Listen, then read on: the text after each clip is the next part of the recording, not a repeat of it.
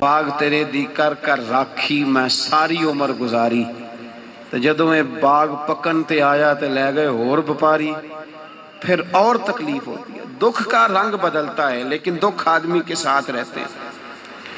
اور یہ مت سمجھا کریں کہ جو آدمی بڑا امیر ہے، بڑا مالدار ہے، صاحب جائیداد ہے، وہ سکھی ہے۔ پلٹ کے کبھی پوچھیں تو صحیح اس سے، اس کے حالات کس طرح کے ہیں۔ تکلیف انسان کے ساتھ رہتی ہے۔ غریب شہر تو فاقوں سے مر گیا، لیکن امیر شہر نے ہیرے سے خودکشی کر لی۔ یہاں امیر غریب ہر آدمی تکلیف میں ہے، لیکن اہل ایمان کو جو رب تعالیٰ نے حکم ارشاد فرمایا وہ بڑا پیارا ہے اور بڑا میٹھا ہے اور بڑا سمجھنے والا ہے۔ اللہ تبارک و تعالیٰ نے مشکلات ہر آدمی کے ساتھ، لیکن ایماندار کو، رسول اللہ صلی اللہ علیہ وسلم کے غلام کو، نبی پاک کے کلمہ پڑھنے والے کو جو رنگ عطا کیا ہے وہ بڑا منفرد ہے۔ فرمایا فَإِنَّ مَعَ الْعُسْرِ يُسْرًا، بے شک میں نے ہر مشکل کے ساتھ آسانی رکھی ہوئی ہے۔ پھر فرمایا اِنَّ مَعَ الْعُسْرِ يُسْرًا، بے شک ہر مشکل کے ساتھ آسانی ہے۔ ہر مشکل کے ساتھ، بولیے گا ذرا، ہر مشکل کے ساتھ، اللہ نے ہر مشکل کے ساتھ۔ اور یہاں چونکہ 2 دفعہ ذکر کیا گیا کہ ہر مشکل کے ساتھ آسانی ہے، تو مفسرین کرام فرماتے ہیں رب فرما رہا ہے اگر میں تجھے 1 مشکل دوں گا تو 2 آسانیاں عطا کروں گا۔ اگر 1 مشکل آئے گی تو کتنی آسانیاں ملیں گی؟ 2 آسانیاں دوں گا اگر 1 مشکل آئے۔ انسان کو جو مشکلات آتی ہیں نا، اگر کسی شخص کو پتہ چل جائے نا کہ یہ سامنے والا پل میں نے گزرنا ہے تو اس پار میری اپنی جائیداد شروع ہو جائے گی، تو وہ پل گزرنا اس کے لیے مشکل نہیں رہتا۔ اگر کسی کو پتہ چل جائے کہ بس یہ 2 سڑکیں ہیں میں نے عبور کرنی ہے، پھر میرے لیے سفر آسان ہو جائے، تو وہ جھٹ پٹ گزر جاتا ہے، نہ دھوپ دیکھتا ہے، نہ تھکاوٹ دیکھتا ہے، نہ رش دیکھتا ہے، نہ گاڑیوں کی ریل پیل دیکھتا ہے، گزر جاتا ہے۔ اللہ کریم نے فرمایا بندہ مومن جان لے اگر میں تجھے 1 مشکل دوں گا تو میں تجھے کتنی آسانیاں، چلے سارے بول دیں کتنی جی، کتنی اللہ تعالیٰ آسانیاں دے گا؟ 2 آسانیاں۔ ہم لوگ اچھا جب ہمارا ذہن بن جاتا ہے نا کمزوری کا، ہمارا جب مزاج بن جاتا ہے مایوسی کا، پھر معاملہ ذرا ہمارے لیے گمبھیر ہو جاتا ہے۔ اگر ہم یہ ذہن بنائیں نا کہ مشکل میرے اللہ کی طرف سے آئی ہے تو وہ مجھے آسانی بھی ضرور عطا کرے گا، تو پھر اللہ ضرور ہی آسانیاں عطا فرماتا ہے۔ اور جو مشکلات زندگی میں آتی ہیں نا، حضرت مولا علی شیر خدا رضی اللہ تعالیٰ عنہ کا بڑا خوبصورت فرمان ہے۔ حضرت علی فرماتے ہیں جب تجھے مشکل آتی ہے تو وہ تجھے رب کا پتہ بتانے آتی ہے، وہ تجھے اللہ کا پتہ بتاتی ہے۔ اس لیے کہ جب تو سارے اسباب کر لیتا ہے، جو ضرورت ہوتی ہے پوری کرتا ہے، تندرست ہو کے وہ کام کرتا ہے، پھر بھی کام نہیں ہوتا، تو اس کا مطلب ہے کرنے والا تو نہیں، کرنے والا کوئی اور ہے جو کام کرنے والا، کوئی اور ہے۔ تو عزیز بھائی یاد رکھیں ہر مشکل کے ساتھ اللہ نے آسانی رکھی ہوتی ہے۔ اگر اللہ تبارک و تعالیٰ بیماری عطا کرے تو اس کے ساتھ اللہ پھر جو تندرستی دیتا ہے وہ بھی بڑی اعلیٰ ہی عطا فرماتا ہے۔ اگر اللہ کبھی غربت دے تو پھر اس کے بعد جو اللہ تعالیٰ آسانی دیتا ہے وہ بھی بڑی اعلیٰ ہی عطا فرماتا ہے۔ اگر کہیں سے آپ کو دکھ ملتے ہیں تو پھر جب سکھوں کا وقت آتا ہے تو پھر گنے نہیں جاتے۔ یاد رکھیں مشکلات کے پہلو میں آسانیاں ہوتی ہیں، اور جس آدمی کو مشکل آتی نہیں، میرے نبی کریم سید عالم صلی اللہ علیہ وسلم نے فرمایا مومن کو جو مشکل بھی آتی ہے اللہ اس کی برکت سے اس کے گناہوں کو معاف فرما دیتا ہے، اللہ اس کی برکت سے اس کے گناہوں کو معاف کرتا ہے۔ یہاں تک کہ حضور نے فرمایا میرے مومن کو کانٹا بھی چبھے تو اللہ تعالیٰ اس کی مشکل کو آسان فرما دیتا ہے۔ عقل مند لوگ عقل والے ہوتے ہیں، سیانے بندے وہ بات کرتے ہیں تو سیانی کر جاتے ہیں۔ اب قرآن مجید میں مختلف آیات ہیں تو مختلف لوگ مختلف آیات کو پڑھتے ہیں۔ کسی نے مولا علی شیر خدا سے پوچھا حضرت قرآن پاک کی سب سے اعلیٰ آیت کون سی ہے؟ سب سے قرآن مجید میں ہر لفظ ہی اعلیٰ ہے، ہر حرف ہی، ہر لفظ ہی، کیا بات ہے، ذالک الکتاب لا ریب فیہ، ہر بات اعلیٰ۔ لیکن حضرت علی سے پوچھا کہ آپ کے نزدیک کون سی آیت اعلیٰ ہے، تو ذرا غور کرنا، شیر کی بات تو شیروں جیسی۔ مولا علی فرمانے لگے قرآن مجید میں اللہ فرماتا ہے وَمَا أَصَابَكُم مِّن مُّصِيبَةٍ فَبِمَا كَسَبَتْ أَيْدِيكُمْ، فرمایا تمہیں دنیا میں جو بھی مصیبت آتی ہے تمہارے ہاتھوں کے کرتوتوں کی وجہ سے آتی ہے، وَيَعْفُو عَن كَثِيرٍ، بہت ساری تو میں معاف کر دیتا ہوں۔ تو حضرت علی کہنے لگے یہ سب سے اعلیٰ آیت ہے میری نظر میں، لوگ کہنے لگے حضور ہم تو سمجھے تھے کہ شفاعت والی آیت کو آپ اعلیٰ کہیں گے، یا جو اللہ کہتا ہے لا تقنطوا من رحمت اللہ اس کو آپ اعلیٰ کہیں گے، تو آپ اس آیت کو اعلیٰ کہہ رہے ہیں کہ تمہیں جو تکلیف آتی ہے تمہاری اپنے ہاتھ کی کمائی کے سبب سے آتی ہے، اس کو آپ اعلیٰ کہہ رہے ہیں۔ تو حضرت علی رضی اللہ تعالیٰ عنہ فرمانے لگے میرے بھائیو ذرا غور کر کے اس آیت کو پڑھو۔ رب فرماتے ہیں تم جو غلط حرکت کرتے ہو اس کی سزا دنیا میں تمہیں کسی مشکل میں ڈال دیتا ہوں اور بہت ساری ویسے ہی معاف کر دیتا ہوں۔ فرمایا رب کہہ رہا ہے میں تمہیں دنیا میں مشکل میں ڈال کے معاف کرتا ہوں۔ آپ فرمانے لگے میرا رب ایک جرم کی سزا 2 دفعہ نہیں دے گا، جسے دنیا میں سزا دے گا پھر قیامت میں بے حساب ہی معافی عطا فرمائے گا۔ پھر قیامت کے دن اللہ اسے دوبارہ سزا، یہ اس کے قانون رحمت کے خلاف ہے۔ یہ غور سے بات سنیں، یہ اس کے قانون رحمت کے خلاف کہ اللہ تبارک و تعالیٰ 2 دفعہ سزا دے۔ تو اگر اس نے دنیا میں سزا دے لی تو اس کا مطلب ہے قیامت میں دوبارہ سزا، تو یہ سب سے اعلیٰ ہے۔ مصطفیٰ کریم علیہ السلام نے فرمایا مومن کو کانٹا بھی چبھتا ہے نا، کانٹا بھی۔ 2 بزرگ بیٹھے تھے، ایک حضرت احمد رحمت اللہ علیہ اور ایک حضرت شرف الدین منیری رحمت اللہ علیہ۔ تو حضرت شرف الدین منیری کہنے لگے کہ دوست اصل میں وہ ہوتا ہے جو دوست کی طرف سے آنے والی تکلیف پر صبر کرے، جو اللہ کی طرف سے آنے والی تکلیف پہ صبر کرے وہ اللہ کا محبوب ہوتا ہے۔ تو حضرت احمد فرمانے لگے نہیں مجھے تیری بات کی سمجھ کوئی نہیں آئی، صبر کرے وہ اللہ کا دوست ہے، مصیبت پہ صبر کرے۔ تو کہا جناب پھر اگر نہیں سمجھ آئی تو آپ بتا دیں اللہ کا دوست کون ہے؟ تو آپ فرمانے لگے جو محبوب کی طرف سے آنے والی مصیبت کو اس کا تحفہ سمجھ کے قبول کرے وہ اصل دوست ہوتا ہے۔ اس کا تحفہ سمجھ کے قبول کرے، اپنے رب کا تحفہ سمجھے، مالک کا تحفہ سمجھے کہ اس نے مجھے تحفہ دیا ہے، مجھے کسی مشکل میں ڈالا ہے۔ تو رب کریم بلا مثال و بلا تشبیہ سمجھانے کے لیے اللہ جب کسی کو مشکل میں ڈالتا ہے، کافروں کو تو اس نے موجیں کرائی ہوئی ہیں، بڑی بڑی سہولتیں دی ہوئی ہیں، مشکل میں ڈب بھی ڈالتا ہے، اپنے نیک بندوں کو ہی ڈالتا ہے۔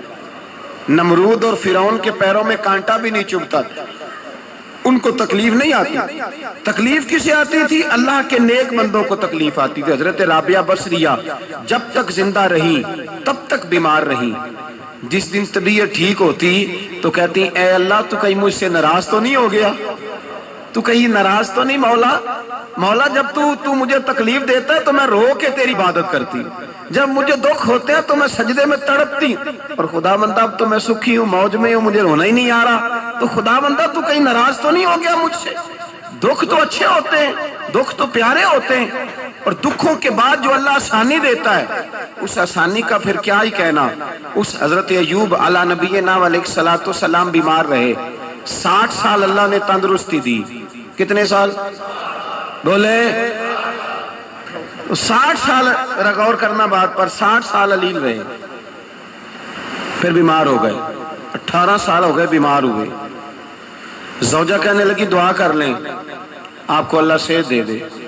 ہمیں اگر کوئی بندہ پوچھ لینا کہ بھائی کبھی کوئی خاص بات تو سناؤ، تو ہم جو ساری زندگی سکھ کے ساتھ سوئے ہوتے ہیں وہ بات نہیں سناتے، وہ جو ایک رات درد سے نیند نہیں آتی اس رات کا قصہ سناتے ہیں، کہتے ہیں وہ میرے الٹے دانت میں درد تھا تو میں ساری رات سو نہیں سکا۔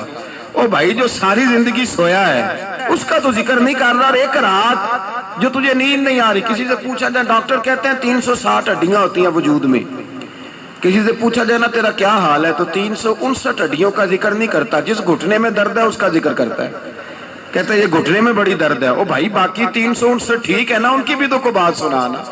حضرت رابعہ بصریہ رحمت اللہ علیہ کے پڑوس میں ایک نوجوان رہتا تھا، آپ کے پڑوس میں، تو وہ جب جو محلے میں بچے رہتے ہیں نا گاؤں میں ان کا پتہ ہوتا ہے، پڑوسی تھا تو 34-35 سال نوجوان کی عمر ہو گئی، کبھی بیمار نہیں ہوا۔ ایک دن اس کی طبیعت علیل ہوئی، سر میں درد ہوا تو اس نے پٹی باندھ لی سرخ رنگ کی، باہر نکل کے آیا، حضرت رابعہ بصریہ علیہ رحمہ نے دیکھا تو فرمانے لگے بیٹے خیر ہے؟ لگا جی اماں جی سر میں بڑی درد ہے۔ آپ فرمانے لگے کتنی عمر ہو گئی؟ کہنے لگا 34-35 سال۔ فرمانے لگے پہلے تو کبھی درد نہیں نہ ہوئی؟ کہنی اماں جی آج ہی ہوئی ہے۔ تو آپ فرمانے لگے 34 سال اللہ نے صحت دی ہے، تو نے شکر کی ایک پٹی بھی نہیں باندھی، اور آج درد ہوئی ہے تو شکوے کی پٹی تو نے فوراً ہی باندھ لی ہے، کوئی شکر کی پٹی بھی باندھنی چاہیے۔ حضرت ایوب 18 سال بیمار رہے، زوجہ کہنے لگی دعا کر لو، تو آپ فرمانے لگے بی بی سے کہ صحت کتنی دیر رہی؟ اس نے کہا 60 سال۔ تو آپ فرمانے لگے ذرا بیماری کو بھی 60 سال گزر لینے دو، پھر دعا بھی کر لیں گے۔ یہ دعا کی، اللہ یہ لفظ کہے، اللہ نے صحت دے دی، تندرستی آ گئی۔ ایک دن گھر میں بیٹھے بیٹھے زوجہ کہنے لگی کہ ایوب یہ بتاؤ دکھ اچھے کہ سکھ؟ آپ فرمانے لگے سارے دن ہی اللہ کے ہیں، پر دکھ بڑے اچھے تھے۔ مجھ سے پوچھو تو دکھ بڑے اچھے تھے۔ کہا کس طرح؟ تو حضرت ایوب فرمانے لگے جب میں بیمار تھا تو 24 گھنٹے میں ایک دفعہ میرا رب میرا حال پوچھا کرتا تھا۔ ایک دفعہ میرا اللہ پوچھتا تھا ایوب تیرا حال کیا ہے؟ فرماتے ہیں 12 گھنٹے تو لذت ہی رہتی تھی کہ میرے رب نے میرا حال پوچھ لیا، اور اگلے 12 گھنٹے میں انتظار کرتا تھا مالک حال دوبارہ کب پوچھے گا۔ فرمانے لگے اب صحت تو ہو گئی ہے، پر اب میرا رب میرا حال تو نہیں نہ پوچھتا۔ بھائی مشکلات جو ہوتی ہیں وہ تو تجھے سجا دیتی ہیں، سوار دیتی ہیں۔ تجھے یاد آتا ہے کوئی اپنا، جب تجھے درد ہوتی ہے نا، تکلیف ہوتی ہے، پھر تیرا دل کرتا ہے کوئی کندھا ملے جہاں میں سر رکھ کے روؤں۔ پھر اسی لیے تو کسی درویش سے کسی نے پوچھا تھا اپنا کون ہوتا ہے؟ تو کہا جو تجھے دکھ کے وقت یاد آئے وہ تیرا اپنا ہے، جو تجھے عین آزمائش کے وقت یاد آئے اور تجھے اس کا نمبر فوراً تیرے موبائل پہ چلنے لگے، وہ تیرا اپنا سجن ہے جس کو تو دکھ کے وقت یاد کرے۔ تو بھائی مشکلات کے بعد جو اللہ آسانی دیتا ہے، حضرت ابراہیم کو آگ میں بھی پھینکا گیا، حضرت ابراہیم علیہ السلام کو ستایا بھی گیا، نکالا بھی گیا، لیکن جب ان مشکلات سے گزرے تو میرا رب فرماتا ہے وَإِذِ ابْتَلَىٰ إِبْرَاهِيمَ رَبُّهُ بِكَلِمَاتٍ فَأَتَمَّهُنَّ قَالَ إِنِّي جَاعِلُكَ لِلنَّاسِ إِمَامًا۔ کہا جب ابراہیم پورے اترے تو پھر ہم نے انہیں امام بنا دیا۔ یا اللہ کس طرح کی امامت دی؟ فرمایا میں نے اتنی اعلیٰ شان عطا کی ہے کہ اپنے لاڈلے رسول کو جناب ابراہیم کی نسل میں پیدا فرما دیا ہے، میں نے مصطفیٰ کو ان کی نسل میں پیدا کر دیا، قیامت تک کے لیے ان کا وقار بڑھا دیا۔ اللہم صلی علی محمد وعلی آل محمد کما صلیت علی ابراہیم وعلی آل ابراہیم، ان کی عظمت بڑھا دی، اس لیے کہ جب وہ آزمائش سے گزر کر کے آئے پھر جو آسانی دی۔ میرے نبی پاک صلی اللہ علیہ وسلم نے دین ابراہیمی کی بہت ساری چیزوں کو رکھا، کہا میں ملت ابراہیمی پہ ہوں۔ جب کوئی مشکلات کو عبور کر کے آتا ہے، جب کوئی تکلیفیں سہ کر کے آتا ہے، اس کے لیے جو اجر ہوتا ہے، اس کے لیے جو پھر اللہ کتنی ذرا بڑی توجہ کیجئے گا۔ لوگ سمجھتے ہیں فلاں آدمی مشکل میں ہے تو شاید مشکل میں ہی رہے گا، فلاں آزمائش میں ہے تو شاید میرا اللہ فرماتا ہے ایک مشکل دے کے میں 2 آسانیاں بھی دوں گا۔ تم مشکل دیکھ رہے ہو، مشکل نہ دیکھو، وہ جو اس کو بعد میں آسانی آنے والی ہے، اور ڈبل جو میں اس پر نعمت کرنے والا ہوں اس کو دیکھو۔ حضرت یوسف کو بھائیوں نے کنویں میں ڈال دیا تھا، اور جب کنویں سے نکلے تو مصر کے بازاروں میں بکے، اور پھر زلیخا نے الزام لگایا تو حالات بگڑ گئے، حضرت یوسف کو جیل جانا پڑا۔ کتنی کٹھن زندگی تھی، لیکن میرے مالک کو کچھ اور ہی منظور تھا۔ کنویں میں گرنے والے، بازار میں بکنے والے، جیل میں جانے والے، الزام لینے والے جناب یوسف کو رب کریم نے اسی مصر کا بادشاہ بنا دیا، اللہ پاک نے اسی مصر کا حکمران بنا دیا۔ یاری تیری سونا ہے پر ازمیشاں تیریاں اگ، اے سونا پرکھیا جاوندا ہی پہلو نال اگاں دے لگ، اس کے لیے تھوڑا سا جتن کرنا پڑتا، تھوڑے کٹھن حالات سے گزرنا پڑتا، تھوڑی آزمائشوں کا روپ دیکھنا پڑتا۔ ہم چاہتے ہیں کہ ہمیں چھیڑے کوئی نہ کوئی تکلیف نہ آئے، کوئی آزمائش، یہ ہو نہیں سکتا میرے بھائی۔ نامی کوئی بغیر مشقت نہیں ہوا، 100 بار جب عقیق کٹا تب جا کر نگی ہوا۔ ہم چاہتے ہیں کہ ہمیں کچھ بھی دقت نہ آئے، مشکلات نہ آئے، اور مشکلات تو انسان کو سنوارتی ہیں بھائی، وہ تو نکھارتی ہیں۔ کبھی پوچھا کرو جا کر کے کسی گندم کے دانے سے کہ تو کہاں سے ہو کے آیا ہے، کہاں سے نکل کے آیا ہے، تو وہ بتلائے گا کہ بڑے مشکل مراحل سے گزرا ہوں، اور پھر اللہ نے مجھے طاقت دی ہے کہ میں انسان کے وجود کا حصہ بناؤں۔ تو بھائی کٹھن مراحل، آزمائشیں، تکلیفیں، یہ انسان کو بڑا انسان بنا دیتی، یہ اس کے لیے ترقیوں کا پیش خیمہ ہوتی۔ ہمارے جوان پریشان ہو جاتے ہیں، عورتیں خاص کر کے اس بات پہ توجہ کریں، وہ بڑی جلدی غم لے جاتی ہیں، وہ کہتی ہیں جانے میرا کچھ ہوگا ہی نہیں، جانے میرا کچھ ہو ہی نہیں سکتا۔ میرے بھائی درجنوں اور بیسیوں لوگ ایسے ہیں جن کی اولادیں نہیں تھی، لیکن نام ان کا ان سے بھی زیادہ ہے جو بڑے بڑے صاحب اولاد۔ حضرت خواجہ معین الدین اجمیری کو جانتے ہیں آپ لوگ؟ نہیں، جو جانتے ہیں وہ بولے، جانتے ہیں جی؟ لو جی کافی سارے جانتے ہیں، تھوڑے جے رہ گئے نا مگر جانتے ہیں نا خواجہ صاحب کو؟ ان کے کسی بیٹے کو جانتے ہوں؟ نہیں جانتے، نہیں جانتے، نہیں جانتے آپ ان کے بیٹے کو۔ حضرت خواجہ معین الدین اجمیری رحمت اللہ تعالیٰ علیہ کے بیٹے کو نہیں جانتے، لیکن ویسے آپ ہندوستان میں کسی آدمی کو چھیڑ کے دیکھیں، وہ کہے گا میں خواجہ صاحب کا روحانی بیٹا ہوں، میں اولاد۔ حضرت غوث اعظم رضی اللہ تعالیٰ عنہ کی اولاد کو کم لوگ جانتے ہیں، لیکن آپ ویسے کسی کو پوچھ کے دیکھیں 11ویں والا پیر کون ہوتا ہے؟ ہر آدمی ہاتھ اٹھا کے بتائے گا خدا کے فضل سے ہم پر ہے سایہ غوث اعظم کا، ہمیں دونوں جہاں میں ہے سہارا غوث۔ لوگ جھوم کے بتلائیں میرے بھائی، یہاں لوگ پریشان ہو جاتے ہیں کہ اولاد ہوگی تو یہ ہوگا، فلاں ہوگا تو یہ ہوگا۔ بھائی ایسی کوئی بات نہیں، میرے پاس پیسے ہوتے تو میرا ابا بیماری سے فوت نہ ہوتا۔ جو مالدار ہوتے ہیں تو کیا وہ بچ جاتے ہیں؟ حضرت اسرائیل انہیں چھوڑ جاتے ہیں؟ او خدا کے بندے تو کیسی بات کر رہا ہے؟ یاد رکھ، یہ جو آزمائشیں ہوتی ہیں، یہ جو تکلیفیں ہوتی ہیں، یہ جو تھوڑے سے مشکل حالات ہوتے ہیں۔ حضرت یونس علیہ السلام کی دوستی ہوگی حضرت جبریل امین سے، تو جناب جبریل ملنے آئے۔ حضرت یونس علیہ السلام فرمانے لگے جبریل میرا دل کرتا ہے مجھے اس بندے کی ملاقات کرا جو اللہ کا سب سے زیادہ عبادت گزار بندہ ہے۔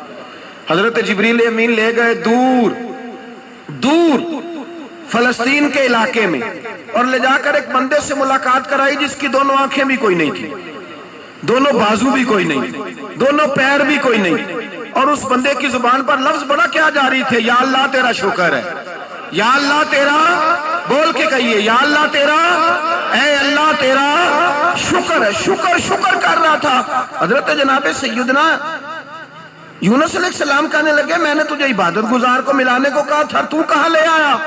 تو حضرت جبریل کہنے لگے یا یونس، یہ ہر چیز جانے کے باوجود اپنے رب کی رضا پہ راضی ہے۔ اس وقت دنیا میں نبیوں کے بعد جس سے اللہ سب سے زیادہ پیار کر رہا ہے وہ یہی بندہ ہے، یہ اپنے رب کی رضا پہ راضی ہے۔ اے تن میرا کنگھی ہووے تے میں زلف سجن دی واواں، تے پوش میرے دی جتی بن جائے تے میں یار دی قدمی آواں، مارو مارو مینو مار مکاؤ کوئی عذر نہ پیش لے آواں، تے جے سونا ہی میرے دکھ وچ راضی، جے سونا ہی میرے دکھ وچ راضی، جے سونا ہی میرے دکھ وچ راضی، تے میں سکھ نو چلے ڈاواں۔ مالک جب اس حال میں راضی ہے تو بس ٹھیک ہو گیا، ٹھیک ہو گیا۔ وصل اچھا ہے نہ فراق اچھا ہے، بس جس حال میں محبوب رکھے وہی حال اچھا ہے، بس جس حال میں انہوں نے رکھا بات ٹھیک ہو گئی۔ اس میں اب انسان شکوا کرتے پھرے کہ یہ کس طرح ہے وہ کس طرح، اپنے آپ کو مطمئن رکھا۔ مشکل کے بعد جو آسانی آئی، حضرت لقمان حکیم، ان کے نام پر قرآن مجید کی پوری سورت ہے۔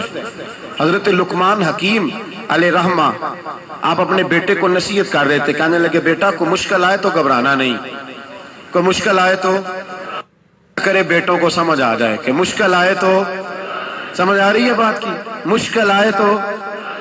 اور کیا خوبصورت جملے، بیٹے کو بٹھا کے کہتے ہیں بیٹا چھوٹی مشکل آئے گی تو اللہ بڑی مشکلات آسان کر دے گا، سمجھو چھوٹی مشکلات آئیں تو اللہ نے بڑی مشکلیں اس نے آسان کر دی۔